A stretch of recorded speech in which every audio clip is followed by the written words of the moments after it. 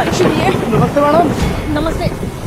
अरे जतिन, तुम इतनी बारिश में यहाँ पे खड़े होकर के क्या कर रहे हो? अंदर चलो। अरे मैडम, हमें यहीं पे 12 घंटे खड़े रह के ड्यूटी पूरी करनी है, फिर चाहे बारिश चाहे आंधी तूफान। आप जाइए ना, भीग जाएंगे, आपकी तबीयत खराब हो जाएंगी। जाइए आप। अरे दिमाग खराब है क्या तुम्हारा? ऐसे बारिश में खड़े रहोगे ना तो बीमार पड़ जाओगे। देखो कितने भीग चुके हो। जल्दी चलो, कैबिन दे रखे हैं तुम्हें, कैबिन में बैठ करके ऑपरेट करो। चलो। मैडम चुपचाप ना यहाँ पे खड़े रहो। दिमाग खराब है जतिन तुम्हारा? ये बारिश में बाहर भीग करके क्या साबित करना चाहते थे? तो मैडम ये क्या किया आपने? अरे हमें बारिश से यहाँ पर क्यों ले आई? हम अपना ड्यूटी पूरा कर रहे थे, हमें ड्यूटी पूरा करने दीजिए। हटिए हमारे रास्ते से, हमें जाने दीजिए। ये तुम्हारा पूरी तरीके से दिमाग खराब हो चुका है क्या?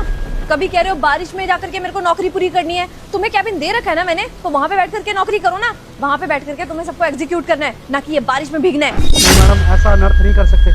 अगर हमने कैबिन में बैठ के अपनी ड्यूटी पूरी की ना, तो हमारी नौकरी पे भी बात आ सकती है। यह अनर्थ हमसे नहीं होगा। हमें यहीं बरसात में खड़े रह के अपना ड्यूटी पूरा करना है बस। अरे जतिन, क्या हो गया तुम्हें आज? ये कैसी जिद लेकर के बैठे हो तुम कि तुम्हें बारिश में खड़े होकर के अपनी ड्यूटी पूरी करनी है? जिद नहीं है मैडम, मजबूरी है हमारा। वरना कौन इतना बेवकूफ़ होगा कि बरसात में खड़े होकर अपनी ड्यूटी पूरा कर रहा होगा। बस मजबूर है, इसलिए ये काम कर रहे हैं। अरे तो ऐसी भी क्या मजबूरी होगी है जतिन कि तुम्हें बारिश में खड़े रह करके अपनी ड्यूटी पूरी करनी पड़ रही है? देखिए, हमें किसी को कुछ नहीं बताना, हमें करने दीजिए, हम जो कर रहे हैं। वरना अगर हमारे बच्चे को कुछ हो गया ना, तो हम कहीं के नहीं रहेंगे। जतिन बस बहुत हो गया। तुम बातें तब से गोल गोल घुमाए जा रहे हो। मेरे को पूरी बात बताओगे, हुआ क्या है? ठीक है, अगर आप हमसे इतनी ज़ोर ज़बरदस्ती से पूछ रहे हैं तो हम आपको बताते हैं। ऐसा करने के लिए हमें सलोनी मैडम ने बोला है। उन्होंने ही कहा है कि हमें ऐसे यहाँ पे बारिश में खड़े रह के अपनी ड्यूटी पूरी करनी होगी। अच्छा, सलोनी तुम्हें क्यों बोलेगी ऐसा? दिमाग खराब हो गया क्या? झूठ बोल रहे हो तुम। नहीं मैडम, हम कोई झूठ नहीं बोल रहे हैं। दरअसल एक दिन सलोनी मैडम ने हमसे कुछ सामान मंगवाया था बाहर का, और हम ले आए थे। उसके बाद से उनकी आदत ही पड़ गई, हमसे सारे पर्सनल काम करवाने की कोशिश करती थी। उस काम के बाद हमने कितनी बार उन्हें मना किया कि हम आपका कोई पर्सनल काम नहीं करेंगे। अरे हम यहाँ के चौकीदार हैं, हमारी जिम्मेदारी है गेट पे खड़े रह के ये देखने का कि कौन अंदर जा रहा है और कौन बाहर आ रहा है। बस इस बात पे वो किलस गई। और पता है आपको, हमारे बच्चे की भी तबीयत ख़राब चल रही है काफ़ी समय से। हमने उन्हें ये भी कहा था कि हमें एडवांस की ज़रूरत है, तो बस इस बात से और भड़क गई और गुस्से में हमें ये बोला कि तुम्हें एडवांस नहीं दूंगी मैं, चाहे जो कुछ भी हो जाए, चाहे बच्चा तुम्हारा मरता हो मर जाए, लेकिन कोई एडवांस नहीं मिलेगा। और तो और मेरा कोई काम नहीं कर रहा है ना, तो ऐसे बाहर 12 घंटे खड़े रह के ड्यूटी पूरा करना होगा तुमको अपना। मैडम हम मजबूर हैं, हमारे बच्चे की तबीयत पे बात है। कोई भी माँ अपने बच्चे के लिए बारिश तो क्या, धूप आंधी हर किसी से लड़ जाए, इसलिए हम यहाँ पे खड़े थे। और आपको पता है, आज अगर हम यहाँ बरसात में नहीं खड़े हुए ना, तो हमारे पूरे दिन की दिहाड़ी मर जाएगी। और दिन की दिहाड़ी मरी ना, तो पूरे महीने की सैलरी नहीं देंगी मैडम। ऐसा कहा है उन्होंने हमें। मैडम हम बस मजबूर है अपने बच्चे को लेके, वरना कब का ये काम छोड़ देते।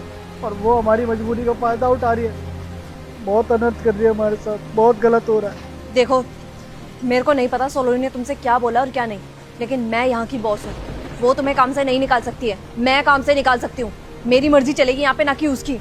और मैंने तुम्हें कैबिन ना खुद सोच समझ करके ही दिया है, ऐसी सिचुएशन के लिए ही दिया है कि कल को कभी बहुत तेज धूप होती है, आंधी आती है, तूफान आते हैं, इतनी तेज बारिश होती है, तो तुम आराम से कैबिन में बैठ करके अपनी जॉब पूरी कर सको। समझ में आया तुम्हें? कुछ सोच समझ के ही मैंने तुम्हें कैबिन दिया है, तो इसीलिए चुपचाप से कैबिन में बैठो और वहाँ बैठ करके अपनी जॉब पूरी करो। समझ में आया तुम्हें? नहीं मैडम, ऐसा हम नहीं कर सकते।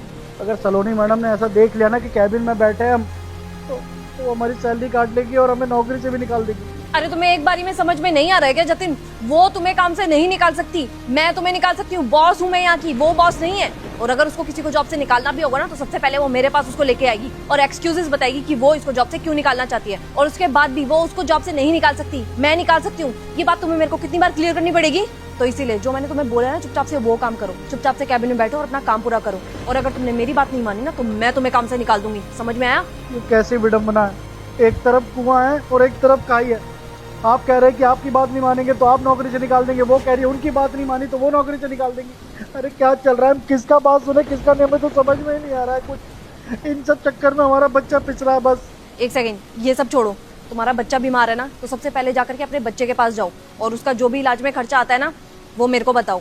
इसीलिए तुम एक काम करना, मुकेश है ना, मुकेश को लेके जाना। जो भी खर्चा होगा मुकेश को बता देना, वो मेरे को बता देगा डायरेक्ट, ठीक है? और हाँ, जब तक तुम्हारा बच्चा ठीक नहीं होता, तुम्हें उसके पास ही रहना है। जब बच्चा ठीक हो जाए तब तुम यहाँ पे आ सकते हो जॉब पूरी करने के लिए। और हाँ, जब तक तुम अपने बच्चे का ख्याल रखना ना, तो ये मत सोचना कि तुम जॉब पे नहीं आ पा रहे हो जिसकी वजह से तुम्हें सैलरी नहीं मिलेगी, तुम्हारी सैलरी कटेगी। ऐसा कुछ भी नहीं है, इसको एज अ पेड लीव लेना। तुम अस्पताल में तो होगे लेकिन तुम्हें उसके पैसे मिलेंगे, ठीक है?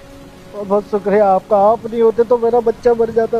अरे ये सब करने की कोई जरूरत नहीं है। तुम्हारे बच्चे की तबीयत खराब है ना, फटाफट से जाओ उसके पास। और हाँ, मुकेश को साथ लेके जाना, ठीक है? मुकेश भैया,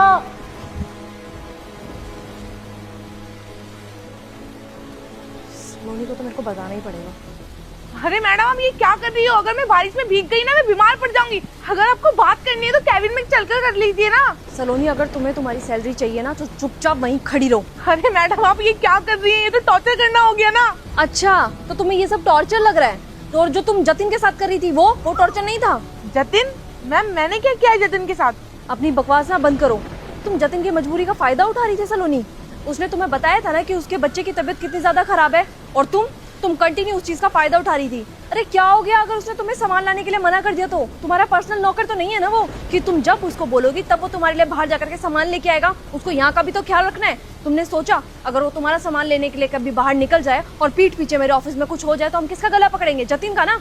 तुम तो उसका फायदा उठा रही थी, और जब उसने मना कर दिया तो तुमने उसको क्या बोला कि चुपचाप बारिश में खड़े रहो, और 12 घंटे की ड्यूटी ऐसे खड़े रह करके करो बारिश में। अगर उसकी तबीयत खराब हो जाती तो मैं उसकी फैमिली को क्या बोलती?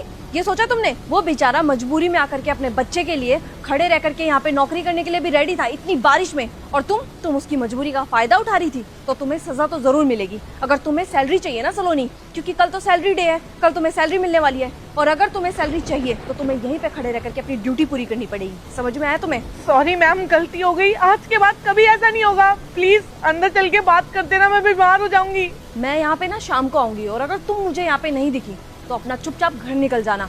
टर्मिनेशन लेटर तुम्हारे घर तक पहुंच जाएगा। अरे मैम, मेरी बात तो सुनिए मैम, मैं बीमार पड़ जाऊंगी। अरे यार, कैसे दी भैया गोभी? 40 का किलो लगा देंगे, ले जाओ। हाँ भाई, कैसे दिए सब्जी? अबे ओए, सब्जी नीचे रख। तेरे बाप की सब्जी है क्या जो छू लिया तूने? ओए, ये कैसे बात कर रहा है तू? तमीज से बात कर। सब्जी लेने आया मैं, समझा? मैं ऐसे ही बात करता हूँ। तेरे लिए कोई सब्जी नहीं है यहाँ, चल निकल यहाँ से। बाकी कस्टमरों को बेच दूंगा लेकिन तुझे नहीं बेचूंगा। एक तो मेरी सोसाइटी के बाहर खड़ा होकर सब्जी बेच रहा है, ऊपर से मुझसे बदतमीजी कर रहा है कि सब्जी नहीं है। अरे मेरे को भी दिख रहा है, तेरे को एक बार का बोला समझ में नहीं आ रहा क्या? तेरे लिए कोई सब्जी वब्जी नहीं है, चल निकल। किसी और सब्जी वाले से सब्जी लियो, मेरे पास तेरे लिए सब्जी नहीं है। ये सब कुछ दिख रहा है यहाँ पे, इतना सारा सामान। ये आलू है, ये भिंडी है, गोभी है। रेट बताना इनके, खरीदूंगा मैं तुझसे।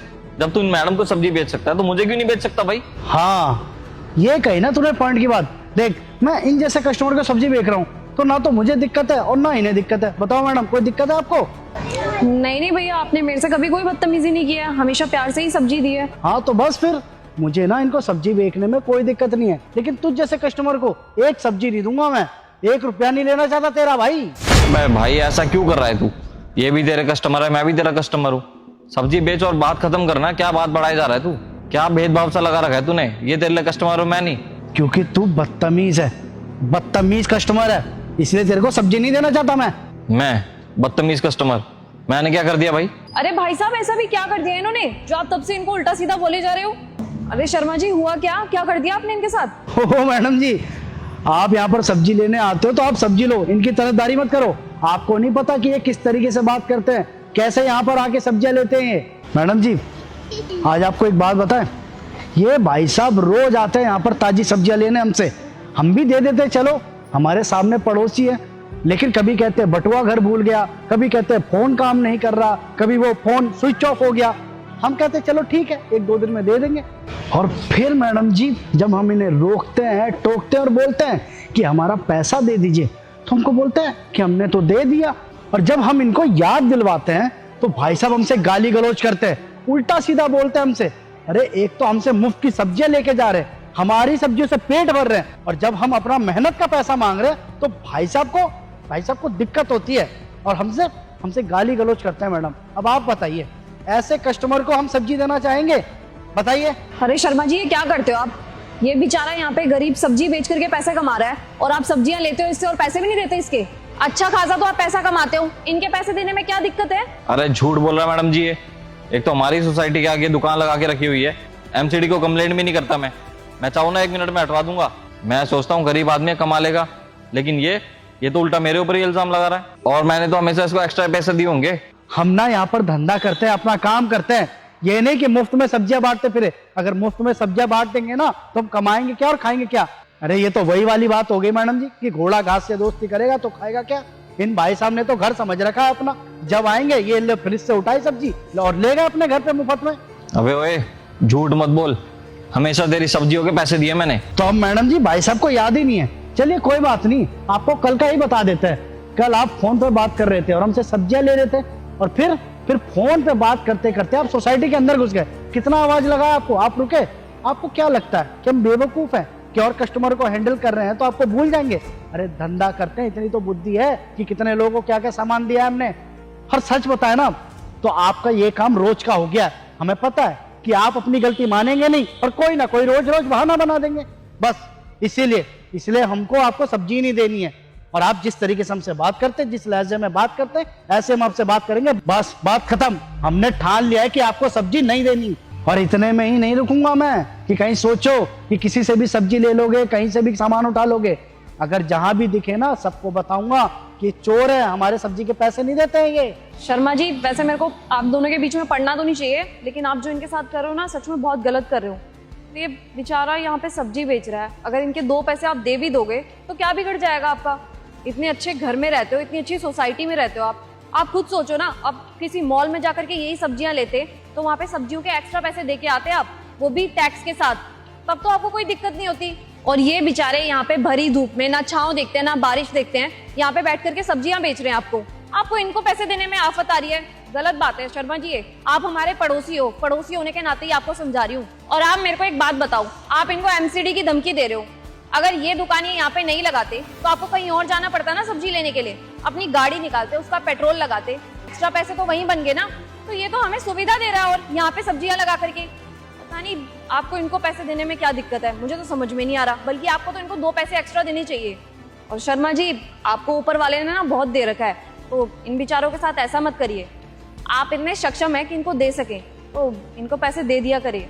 अरे मैडम जी खाली पीली समझा रहे हो आप, मुझे तो पता ही मानेंगे नहीं। भाई साहब सब्जी नहीं है आपके लिए, जाओ निकलो जाओ। मैडम आप लीजिए ना, क्या ले रही हैं भाई, जाओ आप जाओ चलो। अच्छा ठीक है भाई, सॉरी, अगली बार से नहीं करूंगा मैं ऐसा। जो भी पैसे होंगे एट अ टाइम दे दूंगा बस।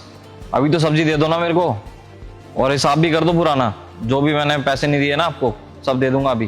भैया आप भी दे दो ना इनको सब्जी, अगली बार से नहीं करेंगे ऐसा, मैं आपको आश्वासन दे रही हूँ। ठीक है मैडम जी, आप कह रहे हैं इसलिए इनको सब्जी दे रहे हैं, वरना आप खुद सोचिए कि हम भी ये काम करते हैं, अपना परिवार चलाते हैं, छोटे छोटे बच्चे हमारे। अगर आप जैसे लोग हमारे साथ ऐसा करेंगे तो हम कहाँ जाएंगे बताइए? आप 1 किलो खीरा कर दो और गोभी कर देना, आधी किलो आलू भी कर दो।